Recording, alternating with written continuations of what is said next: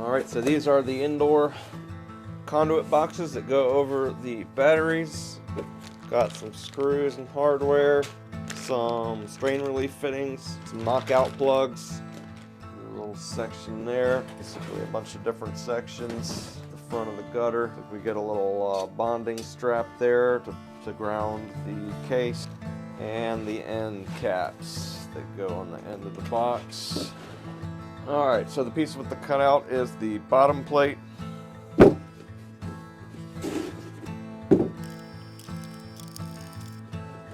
So next is going to be the back plate. From what I understand, we are going to be screwing from the inside out to fasten the back plate.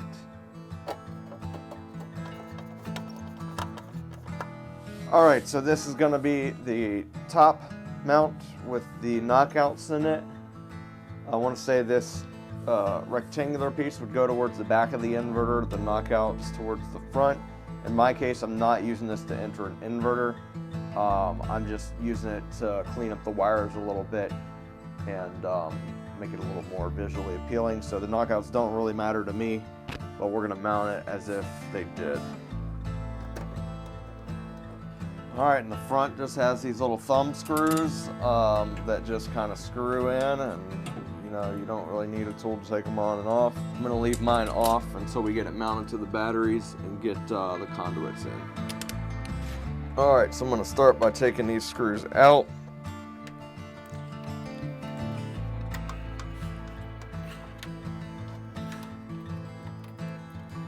Alright, so you notice that bonding jumper there in the corner, but over there in the corner of the battery is the green bonding screw. So we have clearly put the bottom plate on backwards. So I'm going to go ahead and swap that around. Don't make the same mistake at home. So the holidays are over, and it's about time to get started again on our EG4 solar with battery backup system. So I've had to special order this custom wire gutter. It's 96 inches long. This thing is a beast. It's heavy, it's expensive, but due to the fact that I could not get my EG4 batteries and the conduit boxes under the FlexBoss21, I just felt like it was necessary in order to make this a nice, clean install, professional looking, and I just wanted to splurge and go with it. So one big issue here is this circuit here to this GFCI outlet. I mounted that about a year ago when I upgraded the electrical in this house, but now it's going to be in the way of our wire gutter and our conduits. So one thing I hate more than anything is redoing work that I've already done, but in this case it's just inevitable. So I'm going to go ahead and remove this and rewire it in a different configuration where we can get our gutter across the bottom of all these boxes, and it's not going to be in the way of anything.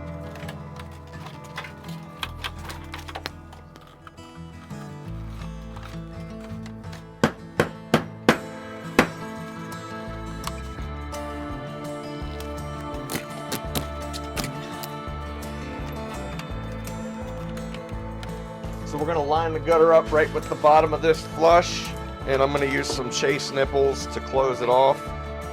So for this one, I'm going to knock out both battery inputs, the grid output, and the PV input in the comms.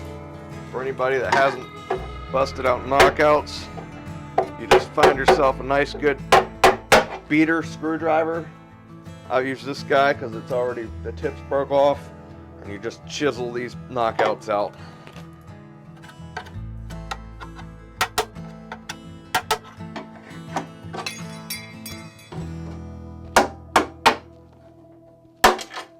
That should be good for my purposes. It's also got a generator knockout, a load knockout. Now we're not going to be using the load side on this because we're running the loads off the GridBoss, and I'm not planning on AC coupling. For the generator, again, with the GridBoss, you would land it there. In my case, I'm never going to have a generator that's capable of really connecting to this system the traditional way. If anything, I'll get myself an EG4 charge inverter to charge the batteries directly in the future sometime.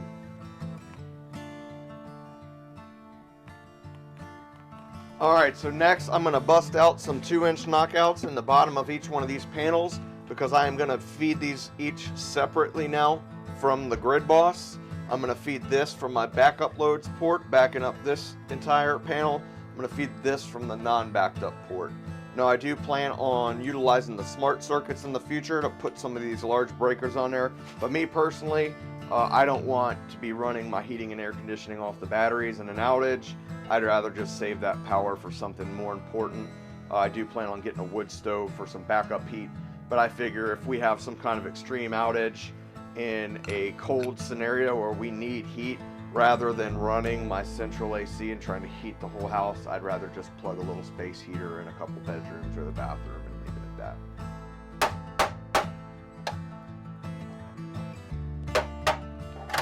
One trick to some of these knockouts is if you bust out the smaller rings first, the next rings out are a little bit easier to remove.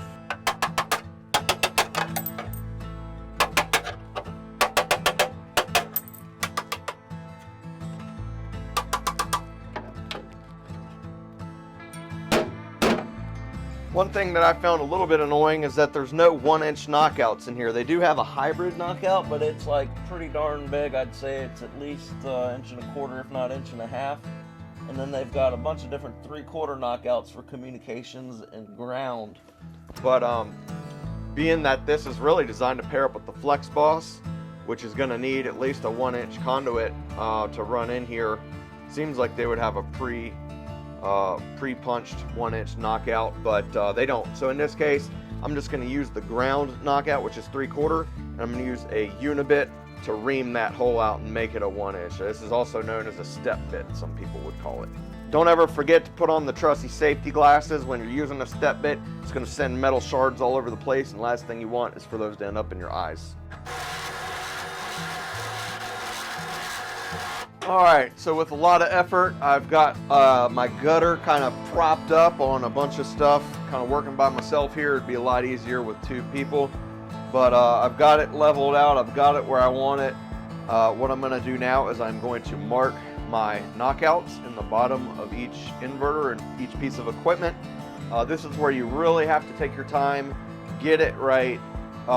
Once you punch these holes in the gutter, that's it. There's really no turning back. So again, just take your time, make sure everything's level, everything's lined up, and then we're going to get starting to use the old Slug-Buster.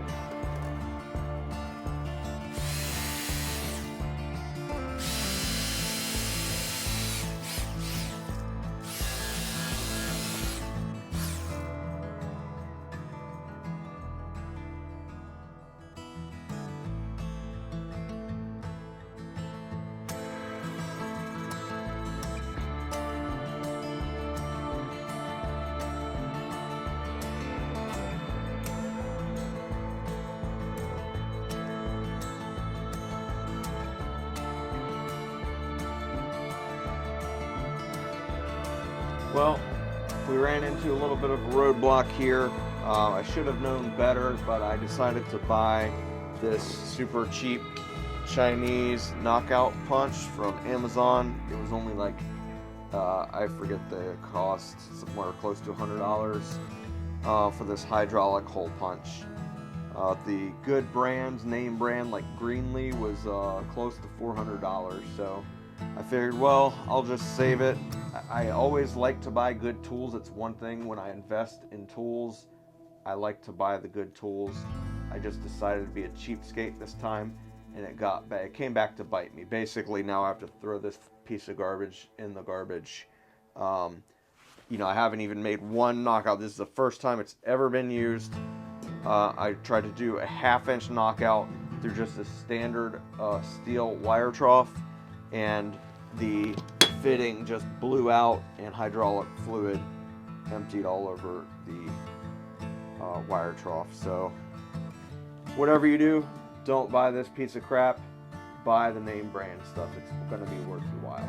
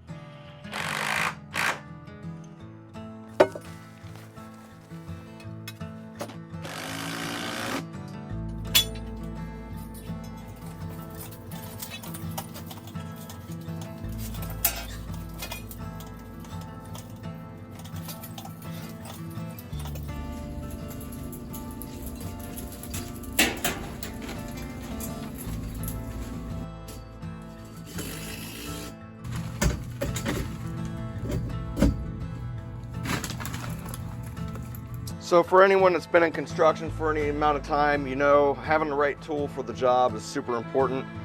I really love having Forstner bits for holes like this. Hole saws tend to get bound up and start smoking, and they just wear out really quickly. A good Forstner bit is great for drilling holes where you're really going through a lot of wood. Unfortunately, I've got like 10, 20 years worth of building materials and tools all stuffed into my tiny little basement. Moved here about 2 years ago, and I have not yet got a nice shed or workshop. So it's just a struggle to find anything in here. It really slows me down. Can't stand how packed that place is, but I could not find my Forstner bit set. So I went ahead and I'm using a hole saw. But another thing, don't waste your time using a little hand drill. If you got a beefy hole, there's nothing like a good right angle drill. Now they make these days with battery powered, which batteries have come a long way over the years, and looking back, that's probably what I would like to have, but this is an old corded one from Harbor Freight. But man, a nice solid right angle drill just is so much better for drilling holes. You just got to really be careful if that drill catches. There's a lot of power behind this thing, and it can jerk your shoulder or your wrist out of socket. It's got some force, so just beware.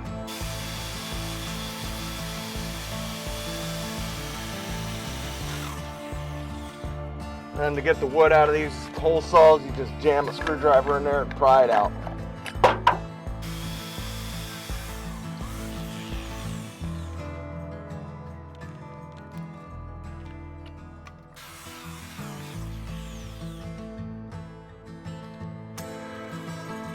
All right, another thing to know, a lot of people are just gonna wanna drill like a 1-inch hole or 1 1/4 inch hole because it's 1-inch conduit coming out. All right, we want this LB, this conduit body, to sit flush against here. So not only do you have to clear the conduit, you have to clear the fitting and the little set screw. This is a little bigger of a hole than I needed, but I'm just gonna end up filling it with some putty or spray foam or something of that nature. Make sure this way I have plenty of room to do what I need to do.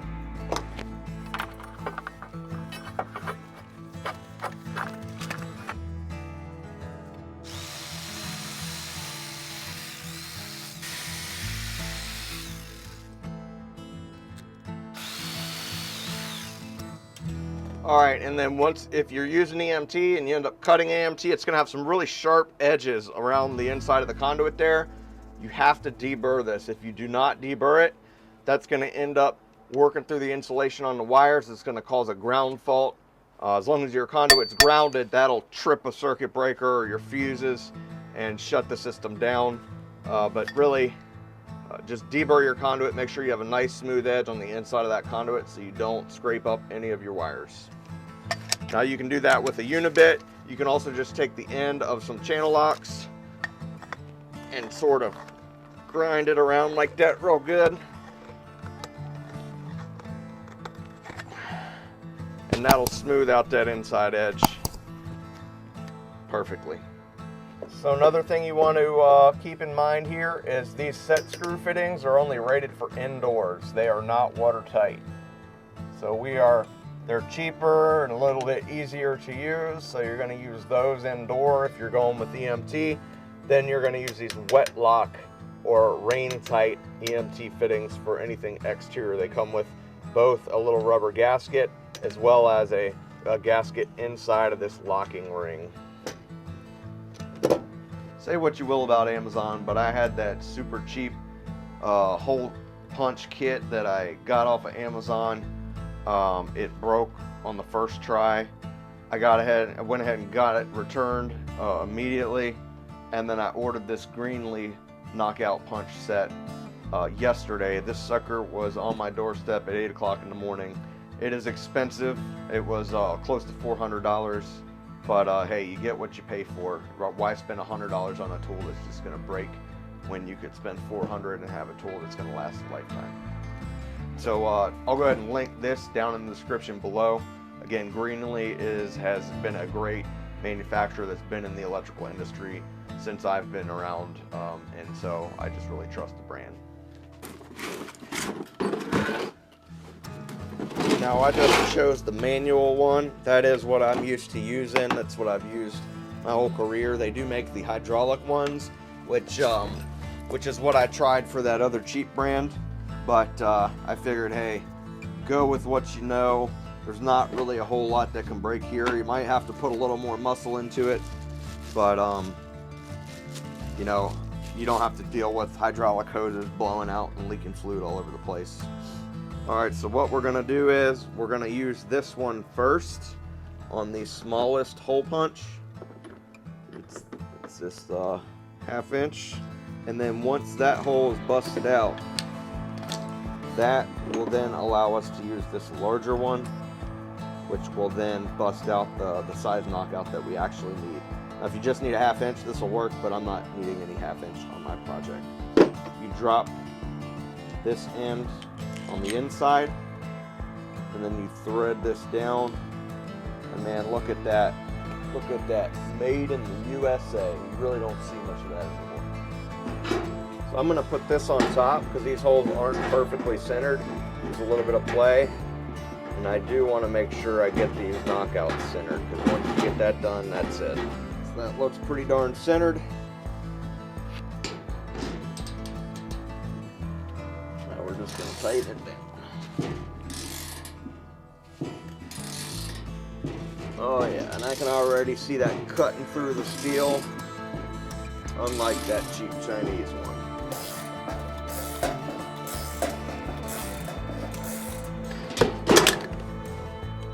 Alright, that was like cutting butter with a hot knife. Let's go ahead and get the rest of these knocked out, and then we'll move up to our next size punch. Okay, I'm on my 12th hole here with all the preliminary holes, and now on the second round to get them up to size. I tell you, this thing wears an old man out, but this thing just really does cut through to stuff like butter. It's so much better of a tool than the last one.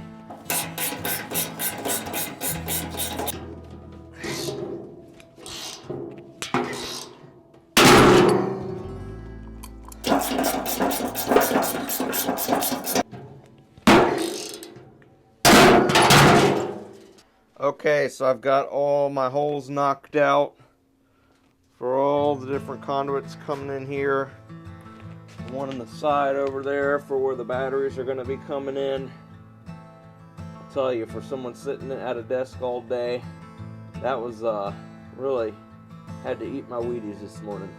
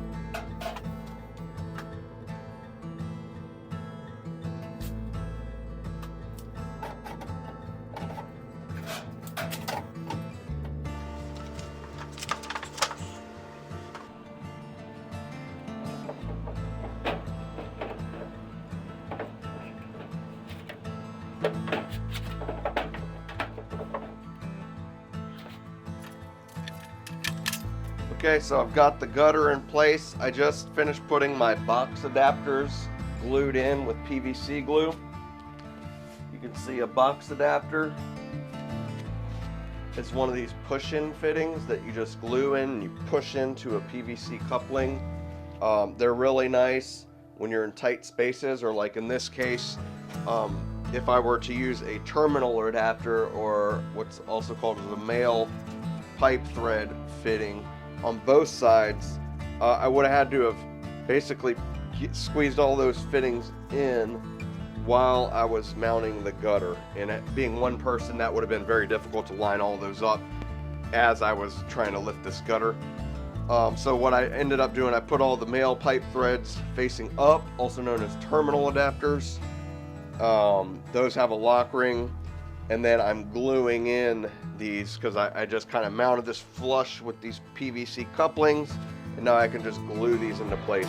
Another good thing about these is you don't have to put any kind of bushing on the end to protect your wires, and it's a nice smooth edge for your wires to come out, and it doesn't take up any additional room in the box. The downside to these are they're one and done, so there's no room for error. Once you glue them in, that's it. The only way to get them out is to cut them out, which is also another reason why all of my equipment utilizes the male pipe threads, right? Because these, you push in, you screw the equipment in place, right? But if 10 years down the road I need to replace a piece of equipment, it's as easy as pulling the wires out, pulling off this lock ring and the bushing, removing the equipment, doing whatever I need to do. I don't have to cut those fittings out. So next, what I have are my chase nipples. A chase nipple is just, again, it's similar to one of those push-in fittings, but it uses a threaded lock ring, and it's meant for really when you're butting equipment up right next to each other, right? And so there's no gap between. I'm just gonna take these fittings and I'm gonna stick them right through the hole, and I'm gonna put a lock ring on there and bond these two pieces of equipment together.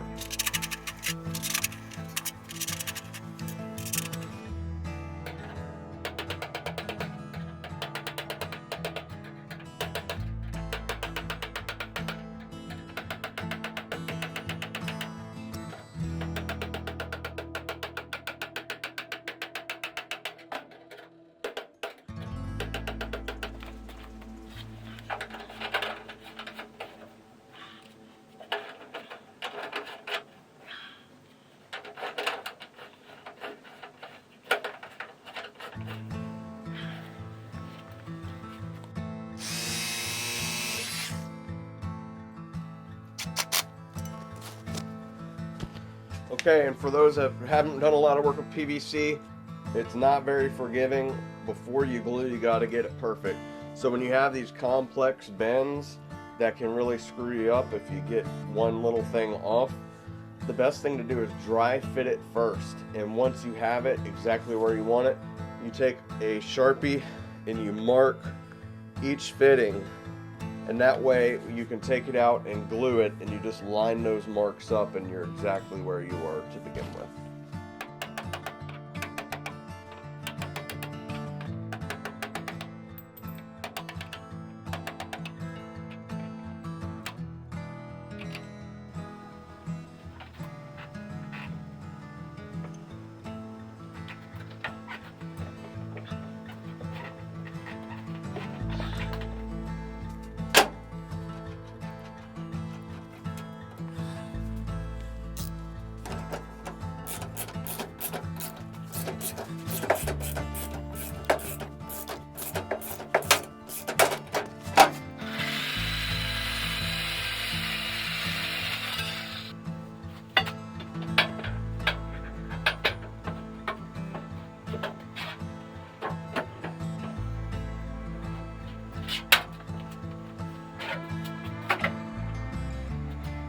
So anytime you have a spinner, so I've drilled out for a Tapcon, it didn't lock in, it just kept spinning. There just was too much hole that got reamed out there. The way to get it to lock in nice and tight is you just take yourself a zip tie, you shove it in the hole, you put your fitting there, voila. Make sure you get all your set screw fittings nice and tight. That's what bonds everything electrically. In case you ever have a ground fault, you need all those to be nice and tight and bonded.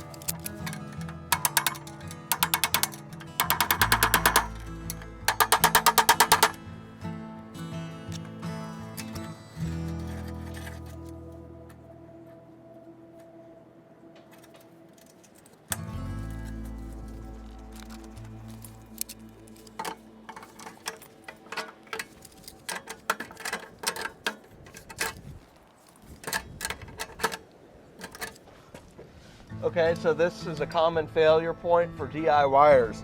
When you have one ring punched out, you can just use this lock nut, and that bonds the conduit to the can here.